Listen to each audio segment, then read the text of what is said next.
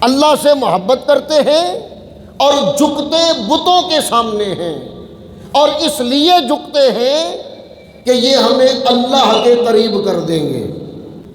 تو ان کا خیال یہ تھا کہ ان بتوں کی پرستش، ان بتوں کو پوجنا، یہ ہمیں اللہ کے قریب کرے گا۔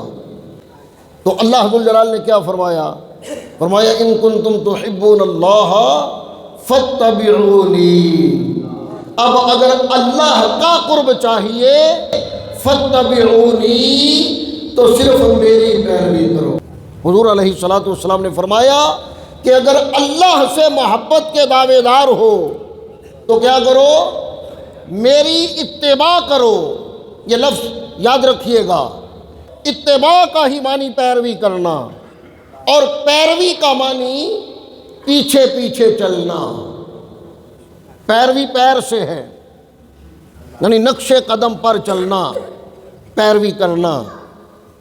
تو جب ایسا کرو گے، یعنی دعویٰ اللہ ذو الجلال سے محبت کا اور اتباع رسول معظم صلی اللہ علیہ وسلم کی، فرمایا جب ایسا کرو گے تو یحببکم اللہ، پھر تمہیں نہیں کہنا پڑے گا کہ ہم اللہ سے محبت کرتے ہیں، پھر اللہ کہتا ہے کہ میں تم سے محبت کرتا ہوں، میں تم سے محبت کرتا ہوں۔ وَيَغْفِرْ لَكُمْ ذُنُوبَكُمْ، اور اس سے پیچھے جو کچھ ہو چکا تم سے اللہ تعالیٰ وہ سب معاف فرما دے گا۔